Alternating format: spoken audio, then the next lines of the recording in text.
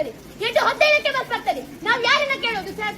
ಟೈಮಿಗೆ ಸರಿ ಬಸ್ ಬಿಟ್ಟಿದ್ದೀರಿ ಅಂತ ಹೇಳ್ತೀರಿ. ಎಲ್ಲುಂಟು ಸರ್ ಟೈಮಿಂಗು? ನಾವು 6 ಗಂಟೆ ನಾವು ನಡಿಬೇಕು. ಎಳಬೇರಿಯಿಂದ ಒಳಗೆ ಬರ್ಬೇಕಾದ್ರೆ ಅಲ್ಲಿ ನಮಗೆ ಬಸ್ಸಿನ ವ್ಯವಸ್ಥೆ ಇಲ್ಲ ಸರ್. ನಾವು ಆಜಿ ಬಸ್ ಸ್ಟ್ಯಾಂಡ್ ಅಲ್ಲಿ ಶನೇಶ್ವರ ಮೂರ್ತಿಯಲ್ಲಿ ಇದೇ ಗಾಡಿಯಲ್ಲಿ ನಿಂತ್ಕೋಬೇಕು. ಮಳೆಗಾಲ ಬಂದಾಗ ಬಸ್ ಹತ್ತಿದ್ರೆ ಬಸ್ಸು ಕೂಡ ಸೋತದೆ.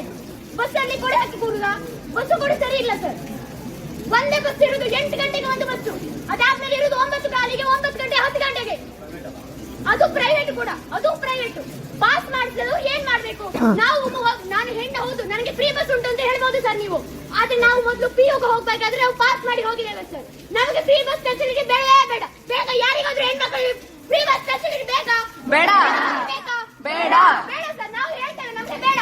ನಮ್ಗೆ ವಿದ್ಯೆ ಬೇಕು ಸರ್, ನಮ್ಗೆ ವಿದ್ಯೆ ಬೇಕು. ನಾವು ಕಾಲೇಜಿಗೆ 10ವರೆಗೆ ಹೋದ್ರೆ ನಮ್ಮನ್ನು ಸೇರಿಸುವುದಿಲ್ಲ, ಗೇಟ್ ಬಾಗಿಲು ತೆಗೆಯುವುದಿಲ್ಲ, ವಾಚ್ಮೆನ್ ಒಳಗೆ ಬಿಡುವುದಿಲ್ಲ ಸರ್. ಇದಕ್ಕೆ ಯಾರು ಸರ್ ನ್ಯಾಯ ಕೊಡುವುದು? ನೀವು ಹೇಳ್ತೀರಿ.